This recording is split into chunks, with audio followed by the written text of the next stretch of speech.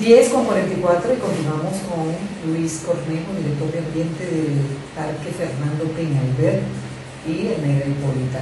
Hay una pregunta que yo había hecho: ¿a qué hora se levantan las aves? Mira, las aves son madrugadoras.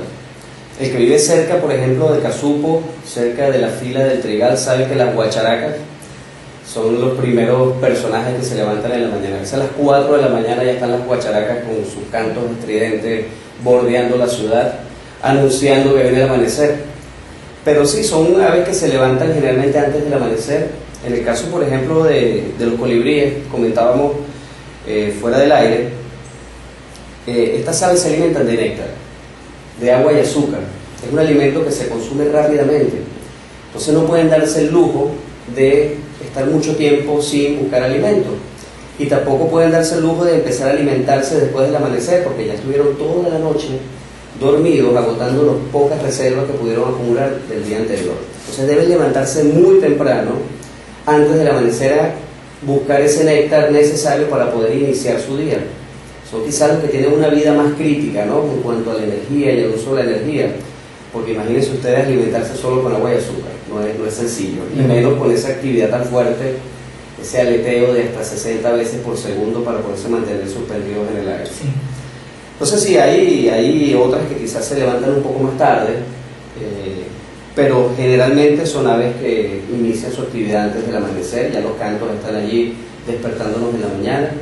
En el caso del parque hemos observado que muy temprano en la mañana hay una gran cantidad de aves. La actividad para observación siempre se recomienda en las primeras horas de la mañana y luego las últimas horas de la tarde.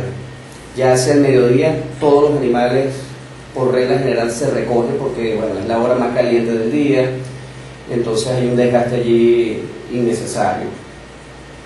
Lo que hablábamos del corredor, cuando hablamos de corredor, son las vías de comunicación o las vías de penetración a los sitios, entre un sitio y otro. ¿En qué momento hay ese recorrido? ¿Y en qué momento ellas comen en los árboles, que son los condominios, ¿no? Hablamos de condominios, sí, pero un árbol es el condominio de una serie de aves. Sí. Mira, todo obedece a la oferta de alimentos.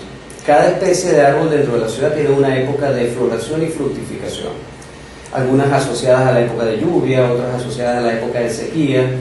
Y por supuesto el tema es ser eficiente en ubicar ese recurso en el momento en el cual está disponible. Por supuesto que ya sabes que tienen la autonomía de vuelo para moverse grandes distancias, como estas guacamayas verdes, la maracaná, que es muy común en la ciudad. Sí.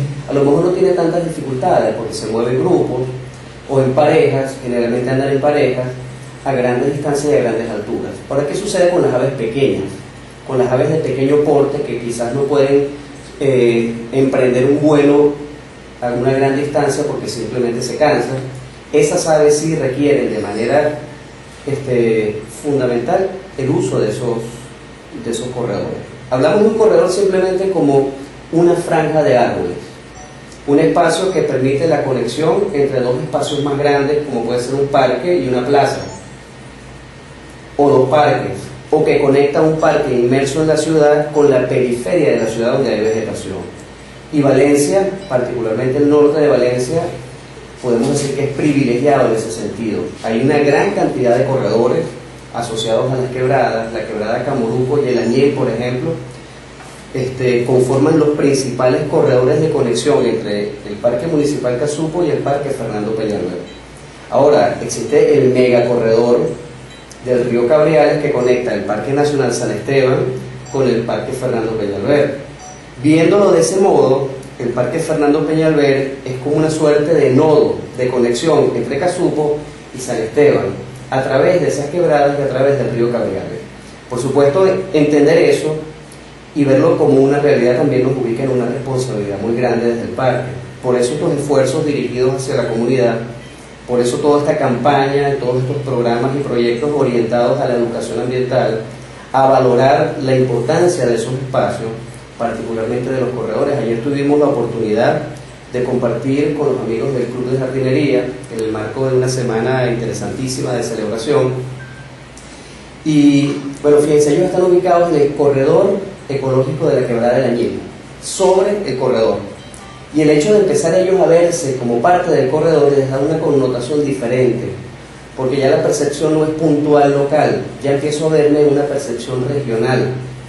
Y la importancia de lo que yo puedo hacer allí localmente, cómo eso puede repercutir en lo regional. Entonces un poco ese es el camino sobre el cual estamos marchando en este momento desde el Parque Fernando Peñalver, y es una estrategia conjunta de diversas, digamos, dependencias del gobierno de Carabobo, donde la Secretaría de Ambiente, a través de la Dirección de Cuenca, está apoyando todo lo que es el tema de reforestación para la restitución y rescate de estos corredores.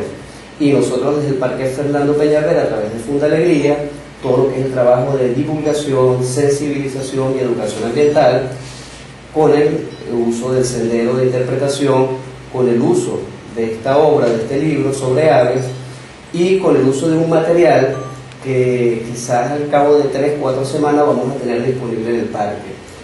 Ya quizás tengamos la oportunidad más adelante en otro programa de traértelo para que lo revisemos acá y lo discutamos, pero te adelanto que es una guía de bolsillo que incluye la fauna y los árboles del parque. Excelente. Y las relaciones ecológicas que existen entre plantas y animales. Un poco para empezar a observar las cosas, no solo como elementos e identificarlos. Bueno, allá está un azulejo. No, allá está un azulejo que dispersa las semillas de tal árbol, sí, y que además roba el néctar de tal, sí, flor. Entonces, es un poco eso, ¿no? Acercarnos a esa red, a esa intrincada red de relaciones que en los ecosistemas urbanos está presente y que obviamos simplemente porque a veces no tenemos la curiosidad, sí, o no tenemos los elementos a la mano que nos permitan hacer esa reflexión. La, sí, guía de bolsillo está orientada a eso y sabemos que va a ser un material de referencia no solo para el parque, sino para la ciudad. De hecho, yo me atrevería a decir que este libro de aves aplica para prácticamente todas las plazas y parques de la ciudad de Valencia, quizás con algunas muy pequeñas excepciones, pero estas 75 aves están presentes en prácticamente todas las plazas y parques de la ciudad de Valencia. Excelente, excelente información, y yo creo que es la manera también de conocer y amar. Nosotros no amamos lo que no conocemos, pero al conocer lo que tú decías, un azulejo, oye, ya no lo vas a querer tener en tu casa encerrado en una jaulita porque lo quieres tener para ti solo, sino que, oye, él tiene derecho a la vida igual que lo tengo yo y debe vivir en libertad igual que los demás, ¿no? Que vivimos en libertad. Bien, cuando son las 10:52 vamos con más música de esa, que solo se escucha por acá por Global Network 106.7 FM.